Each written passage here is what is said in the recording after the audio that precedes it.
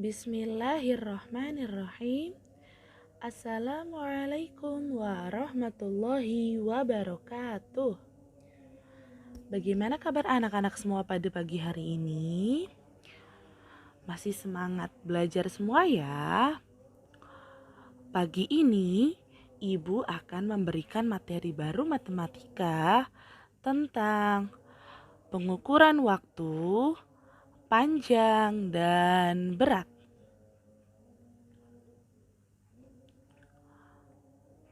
Nah, di sini siapa yang tahu berapa tinggi badannya?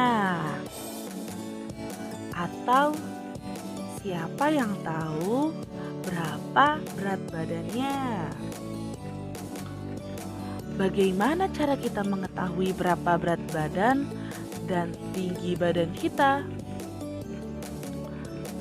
Jadi, untuk mengetahui berapa tinggi badan dan berat badan kita, itu ada alat pengukurnya loh. Bagaimana cara menggunakan alat pengukurnya? Kemudian alat apa saja yang bisa kita gunakan untuk mengukur tinggi badan dan berat badan kita? Selain itu, apa anak-anak tahu bagaimana cara kita mengukur waktu dari kita berangkat sekolah dari rumah hingga tiba di sekolah? Untuk mengukur waktu juga ada alat pengukurnya loh. Apakah anak-anak tahu apa saja alat yang dapat digunakan untuk mengukur panjang, mengukur berat, dan mengukur waktu? Ada yang tahu? Ayo kita pelajari bersama.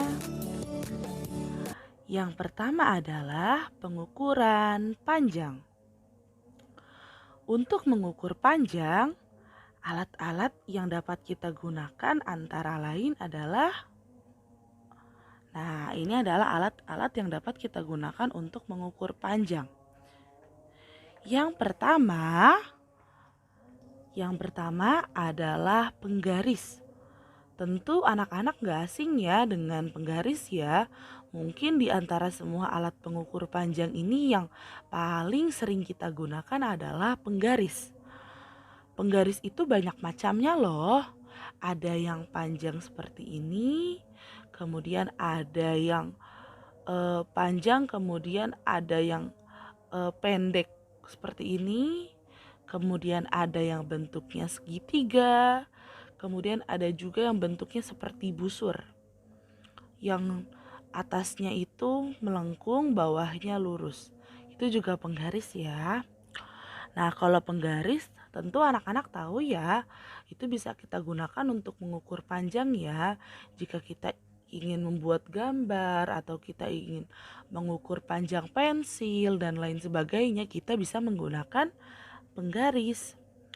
Nah, kalau penggaris ini bisa digunakan untuk mengukur panjang yang kurang dari 1 meter. Kemudian alat ukur panjang yang kedua adalah meteran pita. Mungkin sebagian anak-anak juga tahu nih, kalau meteran pita ini juga sering digunakan ya. Biasanya digunakan oleh para penjahit kalau ingin mengukur panjang atau lebar tubuh kita. Jadi kalau mau buat baju, para penjahit biasanya menggunakan meteran pita ini nih untuk mengukur berapa ukurannya. Nah, untuk meteran pita itu biasanya panjangnya sampai 150 cm. Kemudian alat pengukur panjang yang ketiga adalah meteran roll kecil. Nah, kalau untuk sebagian teman-teman juga pasti banyak yang tahu nih untuk alat ukur ini. Mungkin pernah lihat di rumah ayahnya menggunakan ini, misal untuk membuat sesuatu, untuk memasang-masang sesuatu gitu. Untuk tukang bangunan juga banyak yang menggunakan meteran roll kecil ini ya. Untuk meteran roll kecil ini biasanya panjangnya bisa sampai 10 meter ya. Ini kita lihat bedanya, penggaris, meteran pita, meteran roll kecil. Dan yang terakhir adalah meteran roll besar. Nah, kalau ini panjangnya bisa sampai 50 meter. Dan ini bisa digunakan untuk mengukur sesuatu yang luas. Misal mau mengukur tanah atau mau mengukur lapangan, itu bisa menggunakan meteran roll besar. Teman-teman bisa perhatikan ya, untuk alat pengukur panjang, walaupun alatnya berbeda, penggaris, meteran pita, meteran roll kecil maupun meteran roll besar, tapi ada persamaannya, yaitu di sisi-sisinya itu terdapat angka-angka ya untuk mengukur panjangnya. Ini juga sama. Lalu bagaimana cara menggunakannya? Nah, cara mengukur panjang benda yang pertama adalah letakkan salah satu ujung benda sejajar dengan angka 0. Ingat kan benda ada dua ujungnya. Misal pensil, ada ujung sini, ada ujung sini. Letakkan salah satu ujungnya sejajar dengan angka 0. Kemudian perhatikan bilangan sejajar yang tepat sejajar dengan ujung benda yang lainnya. Kan ada dua ujung. Yang satu di angka 0, kemudian kita perhatikan ujung benda yang lainnya itu berada di angka berapa. Nah, bilangan yang sejajar dengan ujung benda tersebut merupakan panjang bendanya.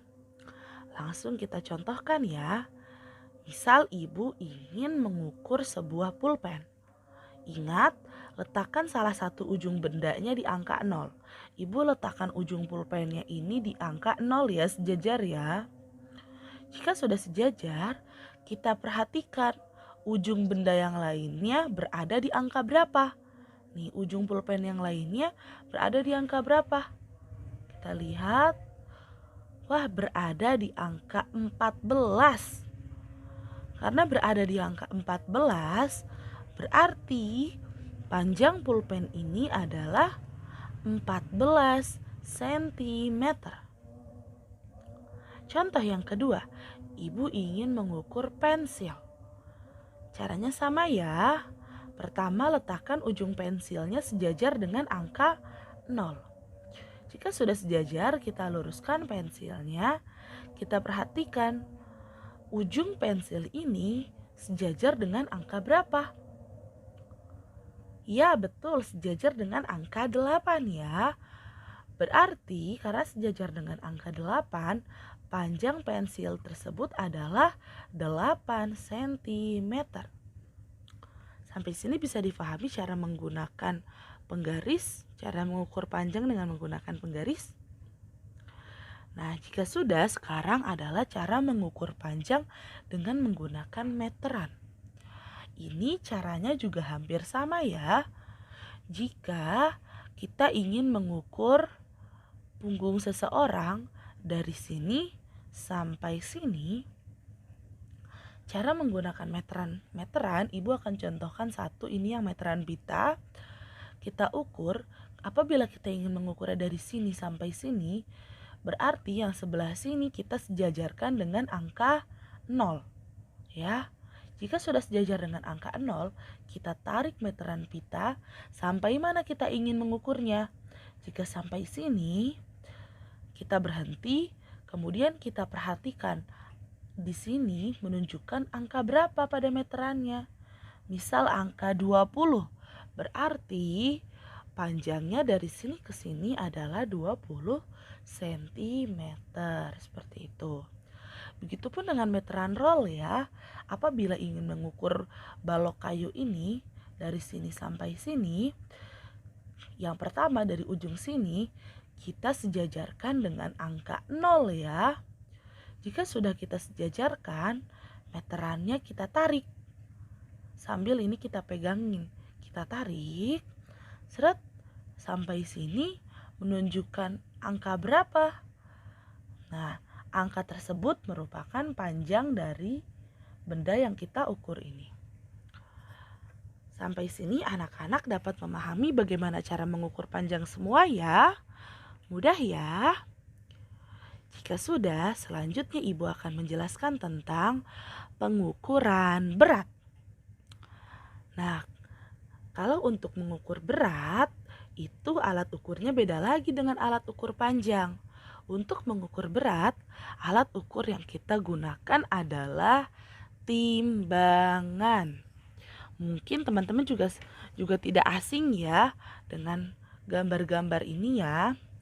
Timbangan ini banyak macamnya ya. Ada timbangan raca, ada timbangan duduk, ada timbangan badan, dan ada timbangan digital. Yang pertama adalah timbangan raca. Teman-teman bisa perhatikan untuk timbangan raca ini ada dua sisinya ya. Dua sisi yang harus seimbang. Biasanya timbangan raca ini biasa digunakan untuk menimbang emas atau menimbang obat. Jadi apoteker jika mau membuat obat itu ditimbang dengan timbangan raca.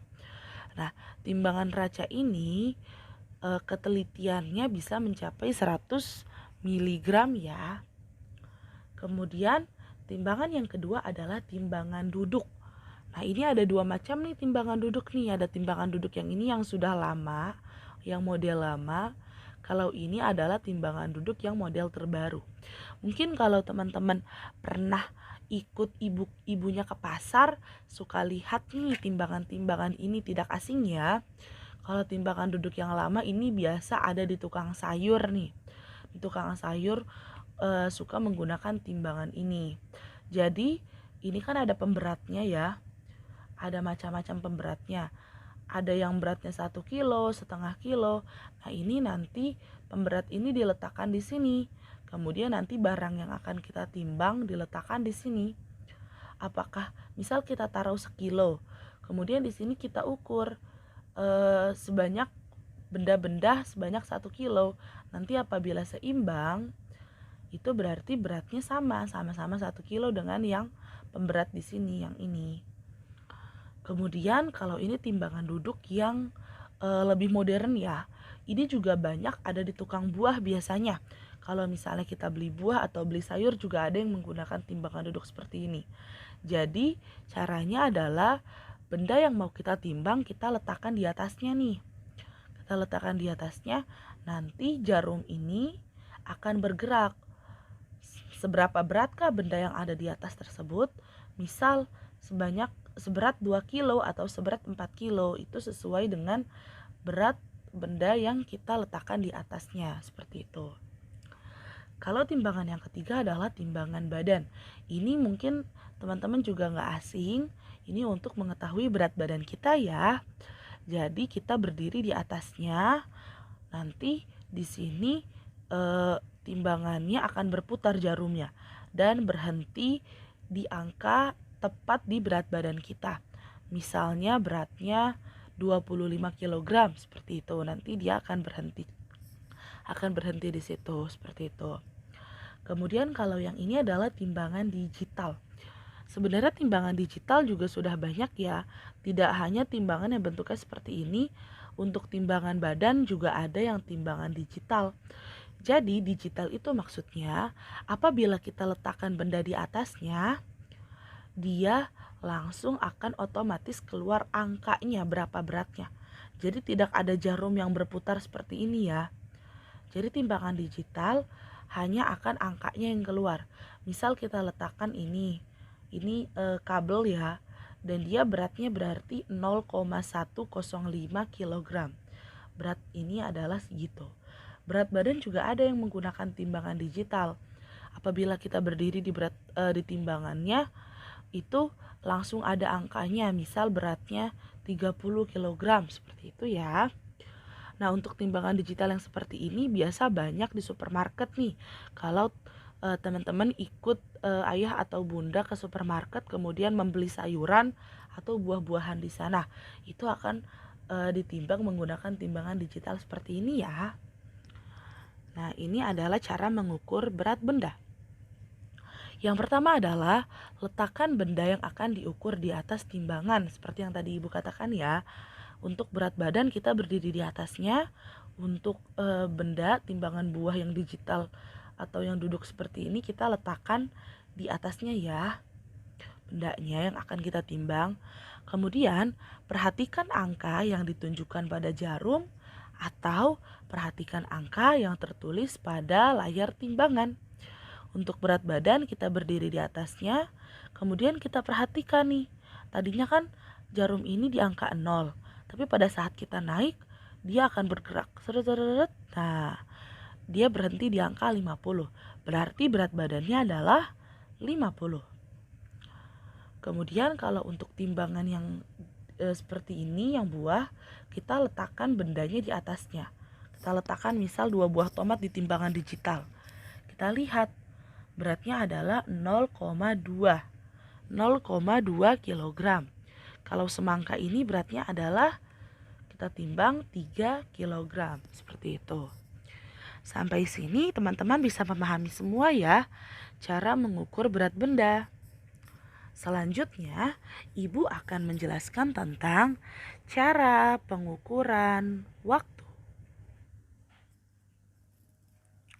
Untuk mengukur waktu, apa teman-teman tahu alat apa yang bisa kita gunakan? Yang paling biasa kita gunakan adalah jam ya, betul ya. Ini adalah alat untuk mengukur waktu, namanya jam. Jam juga banyak macamnya nih. Ada jam dinding, ada jam tangan, ada jam meja. Nah, jam itu dibagi menjadi 2. Ada jam analog, ada jam digital. Apa bedanya? Kalau jam analog itu adalah jam yang ada angka 1 sampai 12-nya. Contoh jam dinding ini nih. Ini merupakan jam analog ya. Ada angka 1, 2, 3 sampai angka 12. Kemudian jam tangan ini juga jam tangan analog ya. Karena ada angka-angkanya dan ada jarumnya. Dari angka 1 sampai angka 12, di sini 12. Kemudian jam meja ini juga atau jam beker ini juga jam analog ya, karena ada jarum dan ada angka-angkanya. Kemudian apa itu jam digital? Kalau jam digital itu tidak ada angkanya, tapi di jam itu langsung menunjukkan sekarang jam berapa. Contohnya nih jam meja ini nih. Ini jam digital. Ini tidak ada angkanya ya, atau jarum seperti ini ya.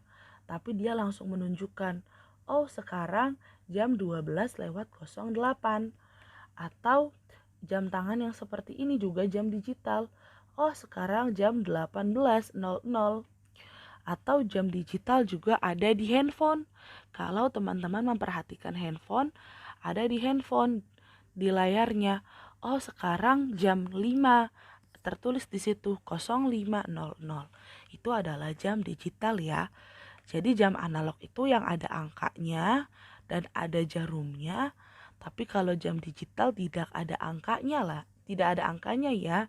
Di sana langsung tertulis jam berapa, seperti itu. Kemudian selain jam, alat pengukur waktu yang lain ada juga stopwatch ya, seperti ini. Bagaimana cara kita mengukur waktu? Bagaimana cara kita melihat jam? Langsung kita bahas. Nah, untuk mengukur waktu, kalau menggunakan jam digital itu mudah ya, langsung tertulis jam berapa. Tapi kalau menggunakan jam analog, kita perhatikan ya, pada jam analog itu ada 12 angka. Angka 1, 2, 3, 4, 5, 6, 7, 8, 9, 10, dan 11 dan 12. Pada jam analog, kalau teman-teman perhatikan, ini jam dinding ya, ada 3 jarum. Ada jarum pendek, ada jarum panjang, dan ada jarum panjang tipis.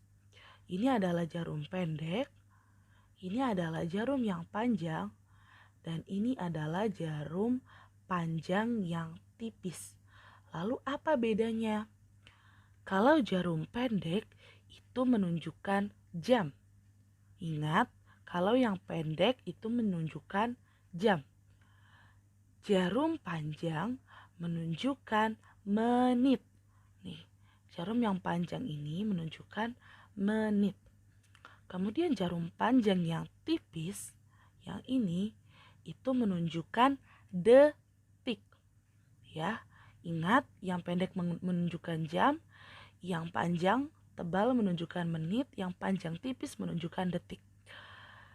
Ibu jelaskan kemudian, jarum pendek apabila berpindah satu angka itu menunjukkan 1 jam. Ingat, jarum pendek tadi itu kan jarum pendek itu jarum jam ya.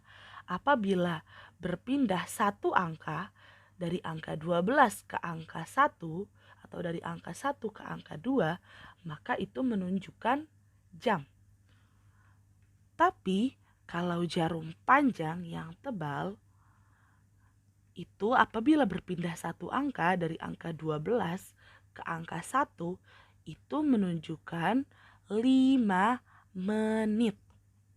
Ya, ingat kalau misalnya jarum panjang dari dari satu angka ke angka yang lainnya itu menunjukkan 5 menit.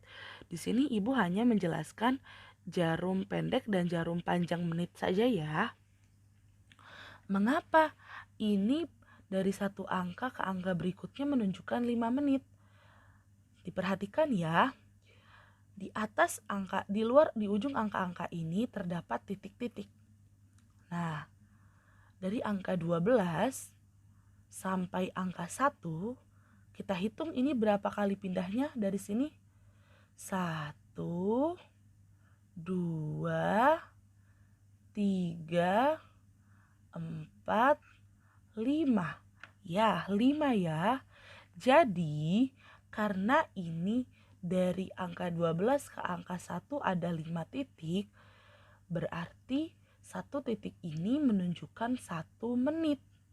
Ya, ingat, satu titik ini menunjukkan 1 menit apabila menggunakan jarum panjang yang tebal ini.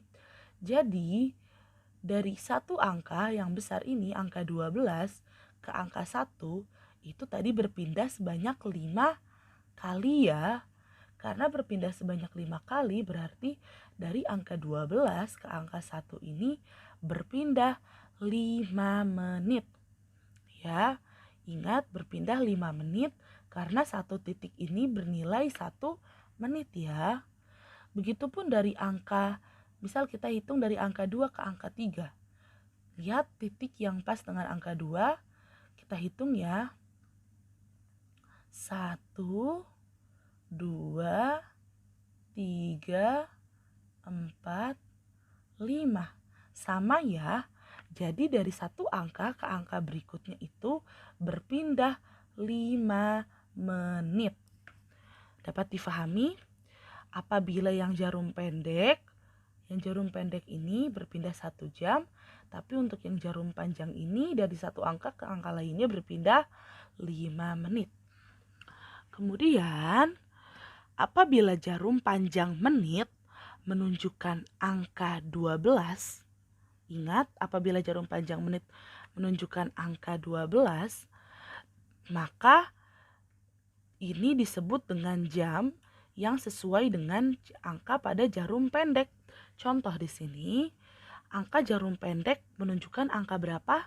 Yang jarum pendek menunjukkan angka 11 ya. Kemudian yang jarum panjang menunjukkan angka 12. Karena jarum panjang menunjukkan angka 12, maka ini jam ini menunjukkan pukul 11. Ya, menunjukkan jam 11 ya. Jika ditanya berapakah jam ini? Pukul berapa? Ini adalah pukul 11. Mengapa? Karena yang kita perhatikan adalah yang pendek. Yang jarum pendek ini menunjukkan angka 11 dan jarum panjang menunjukkan angka 12. Jadi kalau misalnya jarum panjang menunjukkan angka 12, maka disebut dengan jam 11 tepat. Seperti itu. Kita langsung ke contoh berikutnya.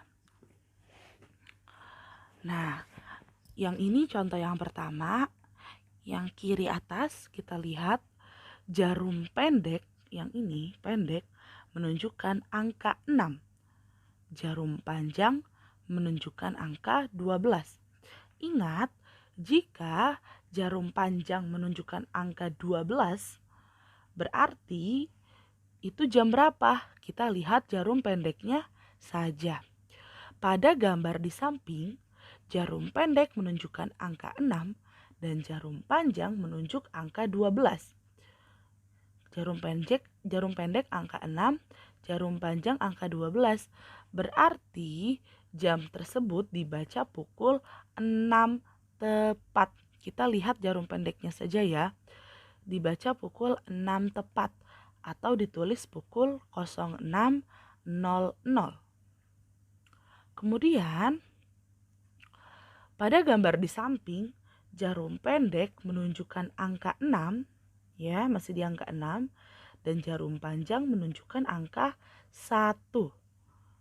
Ingat yang tadi sudah Ibu jelaskan sebelumnya, dari angka 12, patokannya angka 12 ya. Dari angka 12, apabila berpindah ke satu angka, itu berarti berapa menit? 5 menit ya.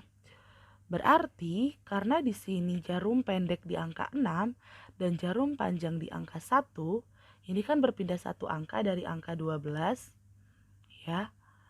Berarti ini dibaca pukul 6 lewat 5 menit ya. Atau ditulis pukul 6.05. Kemudian di gambar yang ketiga, apabila jarum pendek masih di angka 6, kemudian jarum panjang ada di angka 3, ini salah ya, menunjukkan angka 3 ya. Menunjuk angka 3 jarum panjang, berarti ini jam berapa? Jarum pendek di angka 6, berarti jam 6 ya, karena jarum pendek di angka 6 ya. Lalu berapa menit? Kita hitung dari 12 ya, ke angka 3 berapa menit? Satu angka lompat 5. Kemudian satu angka lagi lompat 5. Kemudian satu angka lagi lompat 5. Kita jumlah 5 ditambah 5 ditambah 5. 5 ditambah 5, 10 ditambah 5, 15. Berarti apabila jamnya seperti ini menunjukkan pukul 6 lebih 15 menit. Atau ditulis pukul 6.15. Selanjutnya, apabila gambar di samping, kita lihat ya, gambar di samping jarum pendeknya itu di antara angka 6 dan angka 7. Ya, di antara angka 6 dan angka 7. Dan jarum panjang menunjukkan angka 6. Jarum pendeknya itu berjalan ya, Nak. Pada saat jarum panjang itu berjalan, ini jarum pendeknya juga berjalan. Tadinya kan jarum pendeknya ada pas di angka 6 nih, di sini nih. Kemudian dia berjalan menjadi di tengah-tengah antara 6 dan 7. Jarum pendeknya. Kemudian jarum panjangnya ada di angka 6. Berarti kita hitung ada berapa menit dari sini. 1, 2, 3, 4, 5, 6. Masing-masing ada 5 ya.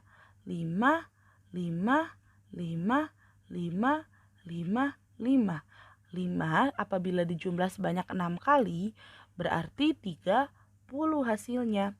Berarti apabila jarum panjangnya di angka 6, jarum pendeknya di antara 6 dan 7, itu dibaca pukul 6 lebih 30 menit ya, ini ya, maksudnya lebih 30 menit ya. Atau dibaca pukul setengah 7. Ini 6 lebih 30 ya. Kemudian yang terakhir, gambar di samping menunjukkan jarum pendeknya itu ada di antara angka 6 dan angka 7. Tapi dia sudah mendekati angka 7 nih. Dan jarum panjang ada di angka 9. Masih sama seperti tadi. Kita hitung ada berapa menit. 1, 2, 3, 4, 5, 6, 7, 8, 9. Masing-masing angka adalah 5 menit.